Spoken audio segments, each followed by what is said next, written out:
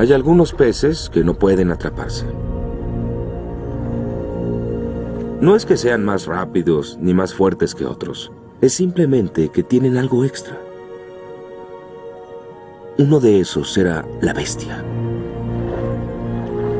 Y para cuando yo nací, ya era una leyenda. Se tragó más anzuelos de $100 que ningún otro pez en Alabama. Algunos decían que ese pez era el fantasma de un ladrón que se ahogó en ese río 60 años antes. Otros decían que era un dinosaurio que sobrevivió desde el periodo Cretácico. Nunca puse atención a esas especulaciones o supersticiones. Solo sé que traté de pescar a ese pez desde que era un niño, más o menos de tu edad. Y el día en que tú naciste, ese día fue el día en que por fin lo atrapé. Ya había intentado de todo. Gusanos, anzuelos, mantequilla de maní y queso. Pero ese día tuve una revelación.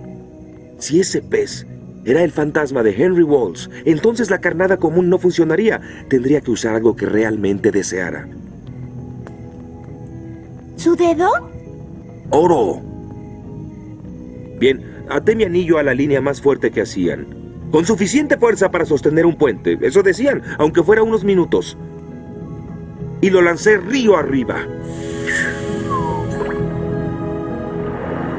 La bestia saltó y se lo tragó incluso antes de que tocara el agua. Así de rápido cortó la línea mordiéndola. No, eso no. Bueno, entenderás mi predicamento. Mi anillo de bodas, el símbolo de fidelidad hacia mi esposa, que sería la madre de mi hijo, Haz que cierre la estaba boca. perdido en las entrañas de un pez inexpugnable. ¿Y qué hizo? Seguía ese pez río arriba y río abajo. Ese pez, la bestia, siempre pensamos que era un macho, cuando de hecho era una hembra. Estaba llena de huevos, los iba a depositar en cualquier momento. Bueno, estaba en un predicamento. Podía destazar al pez y recuperar mi anillo de bodas. Pero al hacerlo tendría que matar al bagre más inteligente del río Ashton. ¿Quería privar a mi hijo de la oportunidad de atrapar él mismo a un pez como ese? Ese pez hembra y yo... Bueno, teníamos el mismo destino. Éramos parte de la misma ecuación. ¿Cómo no? Bueno, podrían preguntarse... Ay, mi amor, esta es tu noche. ¿El fantasma de un ladrón? Sí. ¿Por qué mordió tan rápido Puede el ser. oro si ninguna otra cosa lo atraía? Entendí la lección de ese día. El día en que nació mi hijo. A veces la única forma de atrapar a una mujer inexpugnable es ofreciéndole un anillo de bodas.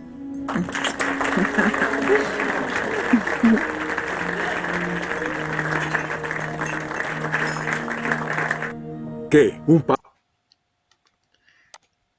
Ahí aparezco. Bueno, ¿por qué retomé entonces esta primera parte de la película? Porque a mí me parece que el director efectivamente con nosotros hace una jugada brillante al inicio de la película, que es lograr que la audiencia, todos nos pasa, que nosotros nos sentimos identificados con Will y nos sentimos convocados como por ese enojo y por ese fastidio que tiene para con respecto a su padre y por esa, y además por una cosa que de identificación además sentimos que es como que el padre se lleva el estrellato, se lleva los aplausos en esa que es la noche de su matrimonio, que se supone que tiene que ser entonces uno el centro del mundo. Entonces, esa empatía que nos genera de enojo o de bronca, en algún punto es lo que nos imposibilita poder llegar a escuchar qué es lo que esta historia del gran pez está diciendo. Que además, como es la primera historia, nos agarran medio todavía descolocado en la película, entonces uno quizás no la termina de escuchar. Pero cuando uno ahora la escucha con más detenimiento, uno empieza a percibir la cantidad de símbolos que se han puesto en juego justamente en esta historia. ¿sí? Es decir, ¿qué es esto de un gran pez que él ha estado buscando desde que es niñito? Dice, desde que era niño quería llegar a atrapar algo que es como el símbolo de la astucia, de la capacidad, de la fuerza, que sería, parece que este pez era como la reencarnación de un astuto ladrón de bancos, y que era un pez que era tan inteligente y a su vez tan habilidoso que se comía los anzuelos hasta los más caros. O sea, esta es un poco la metáfora de llegar realmente al logro de una meta muy significativa, un sueño que él desde niño ha tenido, y la búsqueda y la búsqueda y la perseverancia y la imposibilidad, porque este ser representado por el pez parece que es inexpugnable, inatrapable, de que pareciera ser que no hay forma de que uno lo vaya a poder lograr alcanzar. Y al mismo tiempo, un día lo logra agarrar. ¿Qué día? El día del nacimiento del hijo. Así que fíjense qué significativa esta historia, porque lo que les está diciendo este hijo es que él logró atrapar tantas cosas el día en que él nació. Qué forma tan bella y qué forma tan poética, y ojalá, si no tuviera la fortuna, que tal vez alguno de nuestros padres dijeran una cosa así de nosotros. Es decir, que la llegada al mundo, que el día de la llegada al mundo nuestro fue un símbolo de algo tan transformador para la vida de otro. Yo cuando veo esta película, yo la veo desde hace muchos años, esta película que me gusta mucho, y la verdad es que también la reinterpreté de otros modos en el momento en que yo también fui padre, digamos. Es decir, ¿por qué? Porque efectivamente la paternidad, la maternidad son eventos en la vida que son enormemente transformadores de nuestras existencias y sobre todo en nuestra vida adulta. Entonces digo, al principio de la película está tan bien hecha que uno, como está enojado, no puede escuchar lo que está diciendo la historia. Y la historia está diciendo que justo logró agarrar el gran pez el día en que él nacía. Pero la historia no queda ahí, sino que además dice que siempre habían pensado que era un macho. Y fue ahí descubrir que este pez era una hembra, que lo había logrado agarrar por la cuestión de ofrecer algo tan valioso como el oro. Entonces había descubierto que había que ofrecer realmente lo mejor de uno también si quiere sacar lo mejor del otro. ¿Se comprende? Es decir, que es un poco la metáfora de lo que pasa después en una relación en donde la fidelidad es significativa en un enlace amoroso. Es decir, cuando nosotros ponemos un compromiso, entonces en la promesa damos lo mejor de nosotros, y con lo mejor de nosotros logramos también muchas veces lo mejor de los demás. Pero más allá de esta cosa del anillo de oro, digo, lo que está claro es que esto de que el pez era hembra lo lleva a él a tener que hacer algo que es un poco lo que hacen los pescadores, que es devolver lo que han pescado al río para no privarse de poder después nuevamente el lujo, el placer de lo que es la pesca. Es decir, el descubrir que si uno quiere agarrarse o aferrar cosas en la vida, en ese mismo aferrar tan intensamente algunas cosas podemos matarlas. ¿Sí? Es decir, la vida tiene algo que es tan complejo porque fluye, fluye, fluye. Entonces por ahí, en realidad, cuanto más quisiésemos poseerla, más descubriríamos que es imposible de aferrarla y que es imposible de sujetarla. Y que en realidad algunas cosas, como en los vínculos humanos, por ejemplo, el amor, por ejemplo, puede transformarse en algo posesivo y en algo nefasto, a menos que comprendamos de qué se trata la libertad y de qué se trata el fluir y de qué se trata la... Pero además él dice algo muy lindo, que es en este pez, y al descubrir que era hembra, si yo me lo agarraba, iba a privarle a mi hijo que él también tuviese la posibilidad de pescarlo.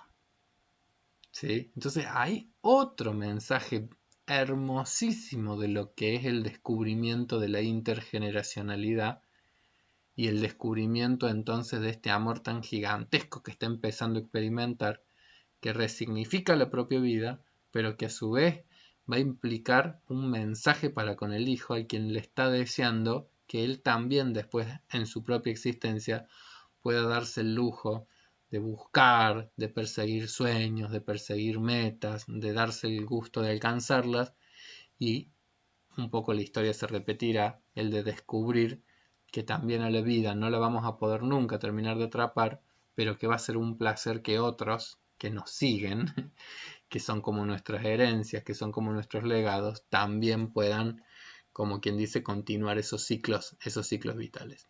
Bueno, todas esas metáforas preciosas que tiene la historia del gran pez, que él narra y que él cuenta, está tan bien hecha la película que uno está enojado y no la puede escuchar. Como no la puede escuchar el hijo al principio, como no la puede escuchar, y como en general la audiencia tampoco la puede escuchar, porque nos han como acompañado con el enojo, nos han como impregnado esa cuestión de enojo. Muy bien lograda. Bueno, estimada gente, espero que esta película a ustedes les haya gustado tanto como a mí. Por lo menos a mí me parece una película muy, muy bonita. Si bien no es de fácil lectura, como quien dice, no es de fácil lectura porque hay que un poco animarse a aflojar algunos aspectos de nuestros modos más racionales de querer entender las cosas. Entonces yo ahora me voy a buscar el Paint. A ver. Ahí está. Tum. Ahí está. Me voy a buscar esto que es como mi pizarrón. Entonces acá uno me va a permitir hacer como un jueguito para explicar algunas cosas más. Que es lo siguiente. Vamos a trabajar un poquito la diferencia entre la inteligencia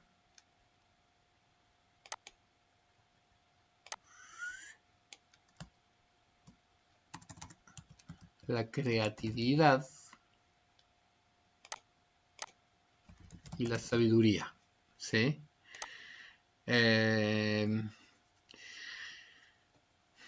Bueno, hay una autora que se llama Robert Stenberg que las distingue un poquito estos conceptos, ¿sí? Es decir, una cosa es la inteligencia, otra cosa es la creatividad, otra cosa es la sabiduría, pero al mismo tiempo son como componentes que necesitan como de cierto juego o que necesitan de cierta como interacción para que la sabiduría, por ejemplo, pueda emerger, ¿sí? Es decir, nosotros en general la inteligencia, ¿cómo la pensamos? Y la inteligencia la pensamos como nuestros aspectos más lógicos, nuestras capacidades más racionales, más ordenadoras, para llegar a conclusiones con respecto a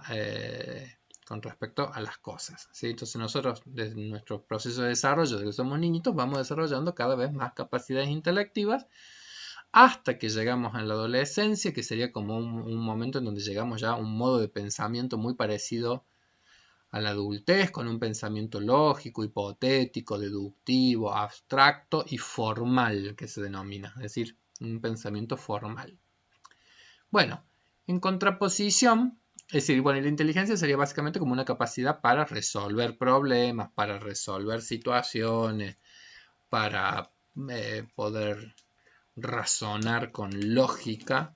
Bueno, en contraposición a la inteligencia, la creatividad, uno más bien piensa en la fantasía, en la capacidad de encontrar nuevas soluciones o de plantear de distintas maneras las cuestiones o de narrar como hace nuestro personaje de maneras muy creativas y de abordar metafóricamente muchas situaciones. Bueno, la creatividad nos lleva como a otra dimensión. Bueno, hay una autora que se llama Gisela Laboubieff que en algún punto plantea que la sabiduría requeriría de una como integración ¿De qué?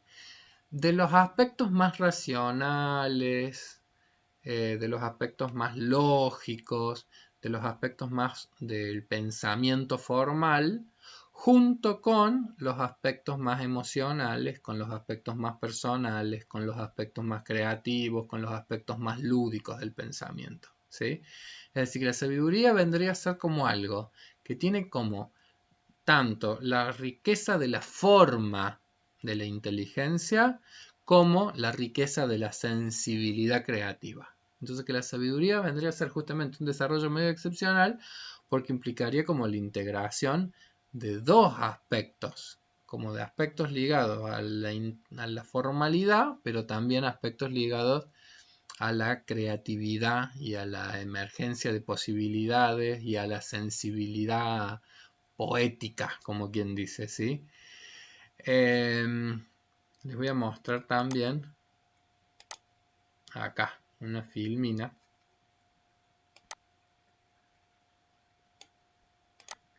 Y acá está, bueno, esta es la autora que yo les decía, la Gisela Laboubibieff, que dice que, por ejemplo, en el pensamiento adolescente, justamente es la etapa en donde se llega al pensamiento, en términos como de racionalidad y de inteligencia, a un pensamiento que se llama el pensamiento formal. El pensamiento formal lo que lo caracteriza es que lo real se transforma en una categoría de lo posible, pero nosotros entendemos, bueno, así son las cosas, pero podrían ser distintas, si la situación cambiara, si hubiese otros antecedentes, otras consecuencias, bueno. El pensamiento de la adolescencia en general es un pensamiento en donde uno tiende a extraer una verdad universal a partir de las propias experiencias y uno va como construyendo sistemas teóricos y soluciones en términos de absolutos racionales. Es decir, la adolescencia es como una etapa en donde el pensamiento justamente logra una forma, por eso se llama pensamiento formal. Entonces uno al mundo lo entiende como desde una perspectiva que muchas veces es un poco cuadrada, pero que necesitamos en la adolescencia, como querríamos tener como formas de pensamiento que permitiesen resolver los dilemas que vamos a empezar a enfrentar en la vida adulta. ¿Cuál es el problema?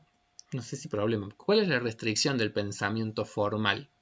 Que el pensamiento formal, la inteligencia, cuando quieres resolver un problema, la inteligencia no tolera la ambigüedad. ¿Sí? O sea, vuelvo al esquemita este. Es decir, la inteligencia, por ejemplo, la inteligencia tiene que ver con, bueno, ¿cuál es lo correcto? ¿Las cosas son blancas o las cosas son negras? Es decir, ¿me querés o no me querés? La inteligencia lo que busca es como la resolución de algo, como la clarificación de un componente, como la definición de las partes que lo constituyen, como el análisis de las cosas. Es decir, la inteligencia busca siempre algo que es como discriminante, algo que es como un sistema de pensamiento convergente, quiere llegar a un lugar. Ahora bien, eso es nuestra inteligencia y por eso digo que esta autora es brillante en plantearnos que justamente cuando uno empieza a entrar a la vida adulta, ahí uno empieza a descubrir que hay muchos problemas que no pueden ser resueltos inteligentemente, básicamente porque nos empezamos a enfrentar con que la vida no solamente tiene aspectos organizables, sino que la vida está llena de contradicciones, la vida está llena de incongruencias, la vida está llena de ambigüedades y en nuestras experimentaciones cotidianas las vamos, como quien dice, descubriendo contradicciones, descubriendo incongruencias, descubriendo ambigüedades. Esto no es sencillo, porque justamente digo, nuestra inteligencia y nuestro desarrollo intelectual no están tan preparados para enfrentar esto.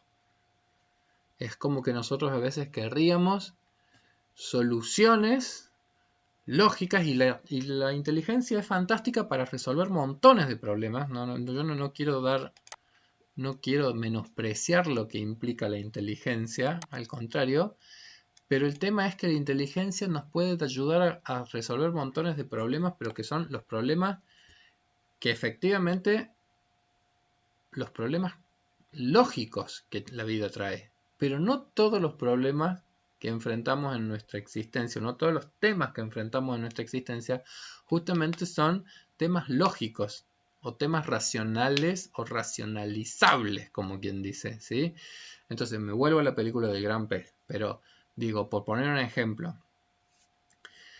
para este hijo es una pregunta significativa si el padre tuvo otra historia de amor o no, si hubo una traición ahí, familiar, infidelidades, etcétera, etcétera.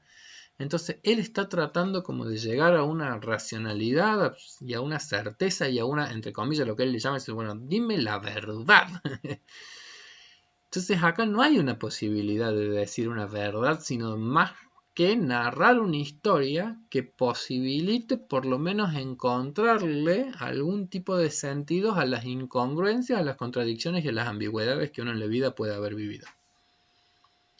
Cuando digo ambigüedades me refiero a todo lo que pasa, por ejemplo, en las cuestiones vinculares, ¿sí? Entonces digo, bueno, está en un terreno ambiguo, porque efectivamente él experimentó emociones que seguramente fueron ambiguas, por ejemplo, para con esa mujer.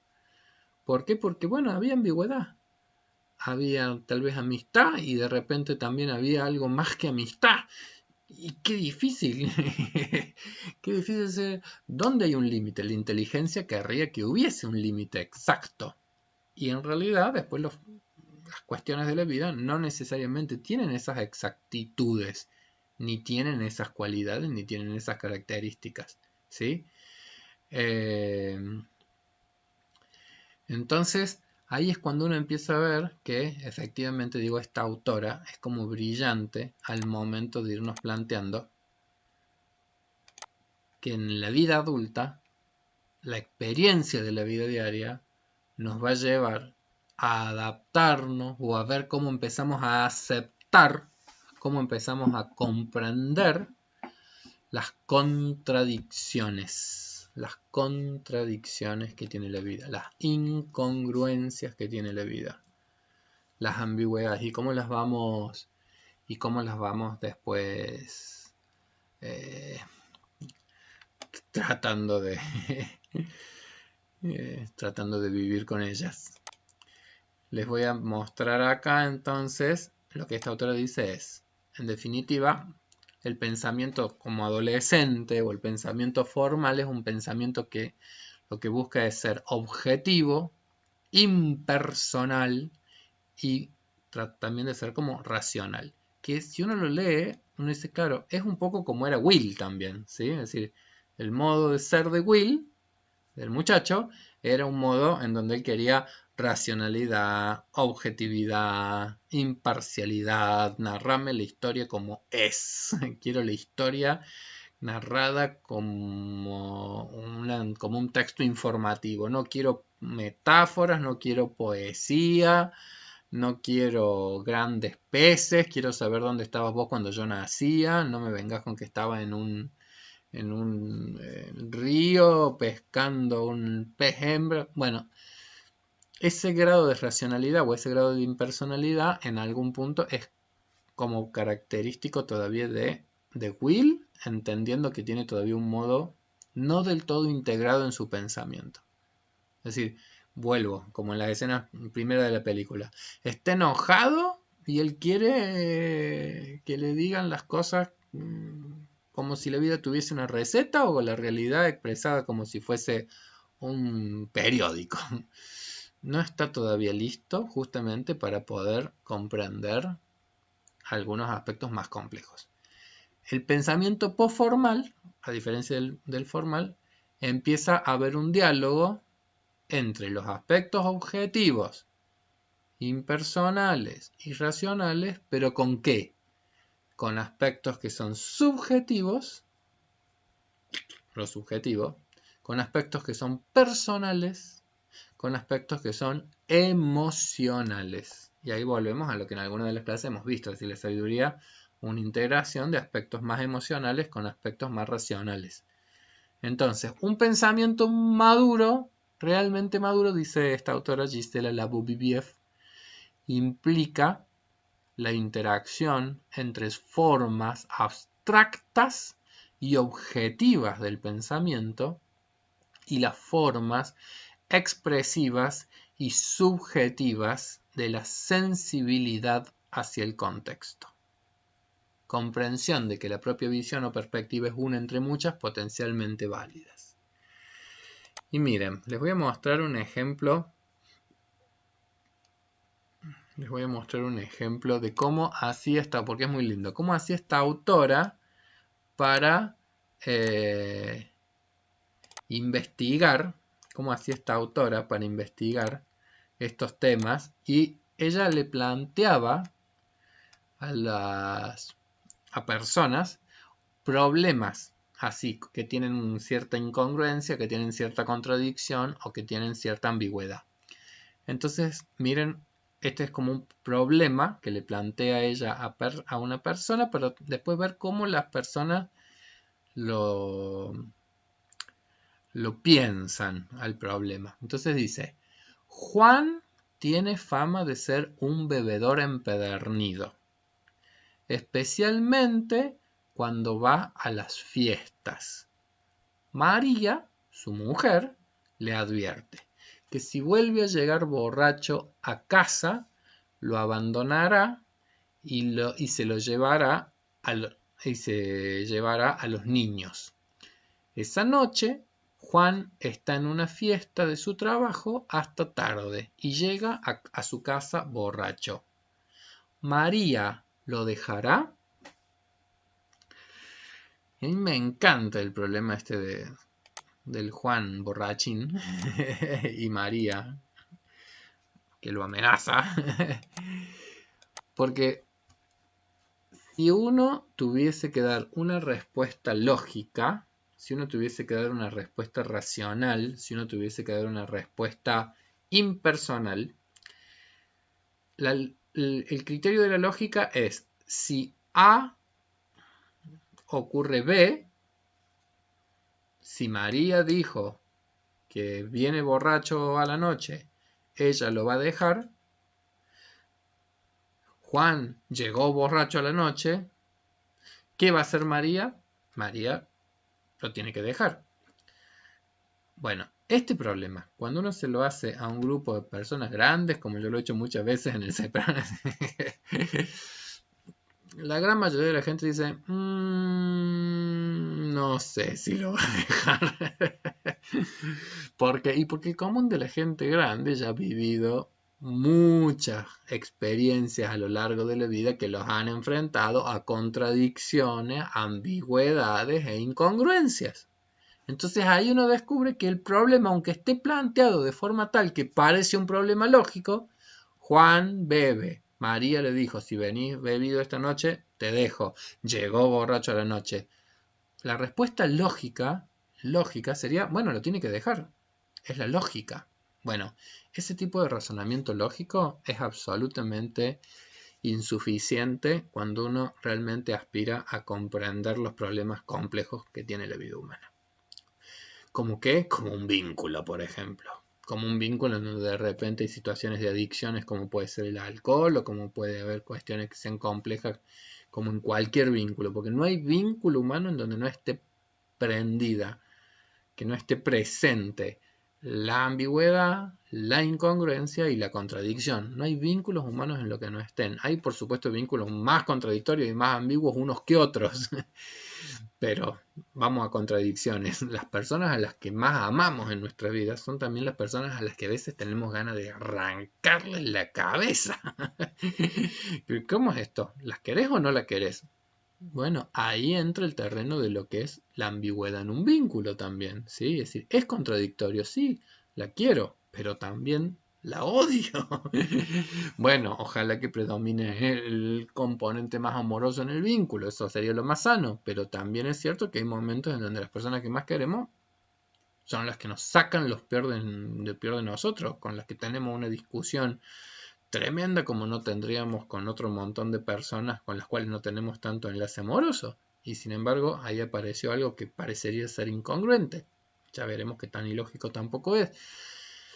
¿Qué quiero decir con esto? Que el problemita este de Juan el bebedor nos muestra que el razonamiento lógico nos sirve cuando nos encontramos con los dilemas de la vida adulta que suelen ser ambiguos, incoherentes e incongruentes. Es decir, la lógica sirve para los problemas lógicos, pero la lógica se enfrenta como con una restricción cuando empezás a encontrar o cuando empezás a meterte con situaciones un poco más ambiguas, más complejas. El hijo de Will. Qué sé yo cuánto tiempo va a pasar en la vida para que él llegue a comprender que a veces los padres quieren estar con los hijos y tienen que trabajar.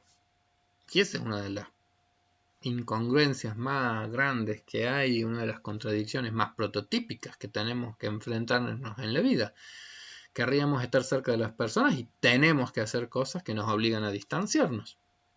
¿Sí? Entonces digo, ese fulano está ahí, trabajando lejos de la casa, un parto que se adelanta y ahí está. Y ha habido algo que rompió como una cosa ilusoria en este hijo, tan querido y tan amado por este padre, pero que parece que lo mismo ha fallado. Y es que estamos inevitablemente condenados a fallar. Y sin embargo el padre después tiene la capacidad para hacer una enorme narración a partir de lo que es el nacimiento de este hijo. Entonces, incongruencias, contradicciones, ambigüedades que el pensamiento lógico está como insuficiente para que pueda dar una respuesta. Y que no solamente el pensamiento lógico no le puede dar, sino que además si el pensamiento es extremadamente formal, puede ser que nosotros empecemos a construir formas que nos imposibiliten entender la complejidad de una situación. Entonces, imagínense que María tiene una amiga, entonces María le cuenta esto de, bueno, que le dijo a su marido que si llegaba borracho, lo iba a dejar y subir con los chicos. Entonces, bueno, llegó borracho. Entonces, bueno, María va y le dice a una amiga, mira, amiga mía, le dije tal cosa a Juan, viene borracho, ¿qué tendré que hacer? Entonces, la amiga le contesta algo así como, María, un matrimonio es algo que hay que sostener, cueste lo que cueste, y caiga quien caiga. ¿Les parecería una respuesta sabia? ¿O les parecería una respuesta quizás un poco dogmática? Bueno, probablemente les parezca una respuesta un poco dogmática. ¿Por qué? Porque en realidad ahí uno empieza a ver de qué se trata cuando un pensamiento se ha formalizado hasta el punto tal que la forma de pensar se ha hecho rígida. ¿Se comprende? Entonces, no puede tolerar la ambigüedad, no puede tolerar la contradicción. Entonces el comportamiento va a tener que regirse según determinadas formas rígidas y no va a haber mucho margen como para que se pueda ni reflexionar, ni pensar, ni resolver con ningún grado de creatividad, por ejemplo, o de posibilitar alguna emergencia más creativa y por supuesto mucho menos alguna cuestión sabia en esa problemática, ¿sí? Si una persona escuchase a María en esta problemática y fuese una persona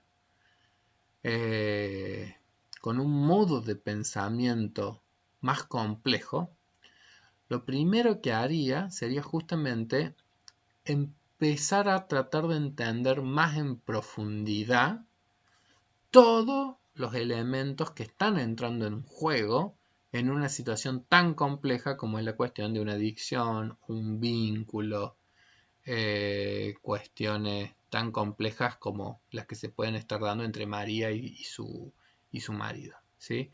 Una persona con más sabiduría seguramente arrancaría por empezar a tratar de entender esas contradicciones que en María hay.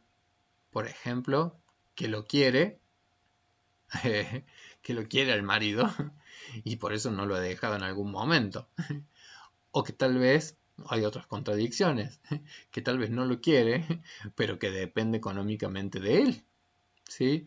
Porque uno podría decir, bueno, sí, María, déjalo a tu marido, pero María, habría que saber un poquito, o habría que preguntarse, ¿la María esta tiene dónde caerse muerta? Sí. ¿Tiene laburo? ¿Tiene trabajo? ¿Tiene ingresos? ¿Tendría la posibilidad de salir de la casa y de irse con los hijos así tan fácilmente?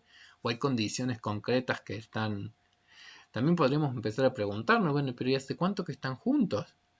¿Y qué edades tienen los hijos? ¿Y qué? ¿Y hace cuánto se están dando estas situaciones de los problemas con el alcohol? Y otra pregunta importantísima, es, Mario, ¿vos lo amás a tu marido o no lo amás a tu marido? Porque por ahí decirle a alguien que lo deje o que lo abandone es más fácil si no lo quiere, pero si María está enamorada es un drama, porque justamente está enamorado, entonces está enganchado y está metido con alguien, aun cuando tenga alguna dificultad. O habría cuestiones cruciales para preguntarse o para tratar de indagar, que es como por ejemplo si Juan cuando llega borracho, además de borracho, es agresivo, o si acá hay violencia, o si ha habido violencia históricamente, y cómo ha sido este vínculo históricamente. Es decir, ¿qué era lo que le interesaba a la Gisela Labubibiev? Justamente lo que le interesaba era ver en qué medida, cuando te presentan un relato que requiere una resolución de problemas como este, a esta autora lo que le interesa es ver, bueno, y a ver las personas cómo razonan las respuestas.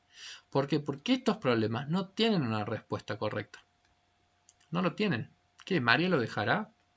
La lógica es sí o no.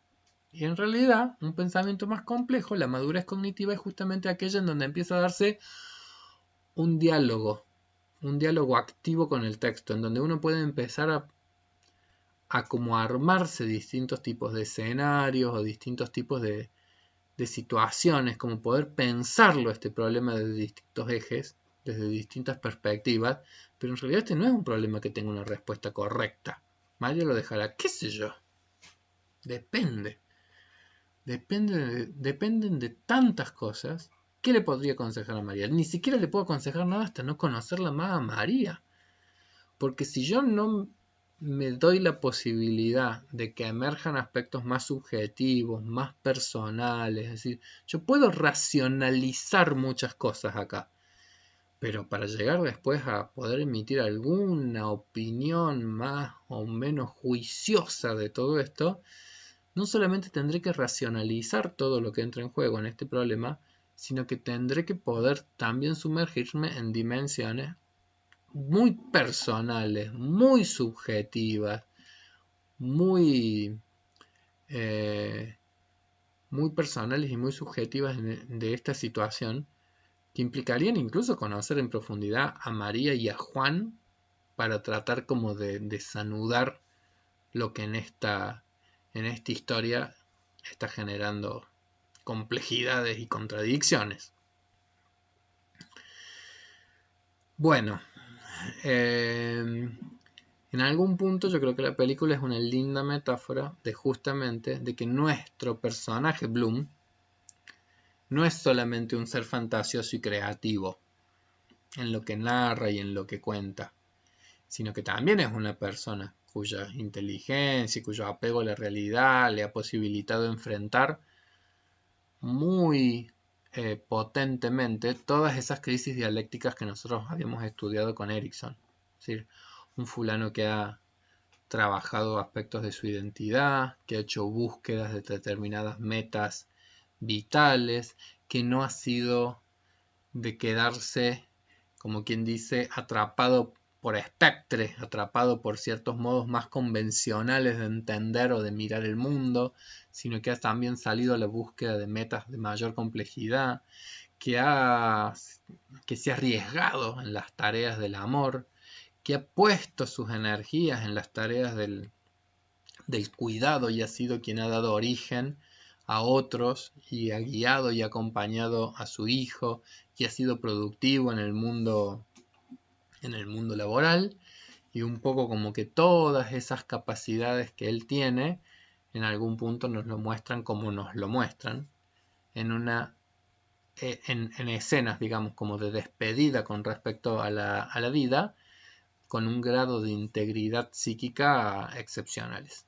decir, con un grado de gusto por todo lo vivido, por un grado como de gusto personal, como de gusto subjetivo con todo lo que ha podido ir viviendo a lo largo de su vida, y por lo tanto con posibilidades de despedirse de una manera que casi, había una autora argentina que se llamaba Mariana Elizalde que decía como si fuese una muerte, casi como una muerte erótica, es decir, una muerte en donde hasta el último minuto de la vida es también una expresión amorosa para con los demás. Ese personaje partiendo así, como quien dice, de la vida, es también, a ver, esto no es sencillo, pero cada uno partirá en esta, cada uno hará su partida como mejor pueda. Pero no es lo mismo partir puteando, enojado y a disgusto con la vida, la existencia y el mundo fue y será una porquería, ya lo sé, en el 503, en el 2000 también. Entonces digo, qué difícil sería si sos el hijo de una persona que parte así, ¿se comprende? En cambio, como es mucho más sencillo también para Will y para la mujer, como es mucho más sencillo para Will y para la mujer de Edward, que Edward se haya despedido de la vida de una manera tan amorosa, como quien dice, ¿sí? ¿Sí? ¿Por qué? Porque el recuerdo que queda en los deudos también es mucho más grato o es mucho más sencillo si quien se está despidiendo de la vida se va con un gracias a la vida que me ha dado tanto, como dice la Mercedes Sosa. Entonces el recuerdo va a ser mucho más fácil, mucho más sencillo, mucho más agradable, mucho más ameno. Y él tiene esa posibilidad, tiene esa capacidad. Bueno, estimada gente, espero que les haya gustado mucho la película. Bueno, con esto vamos a llegar al final de este análisis. Les mando a todos mi cariño.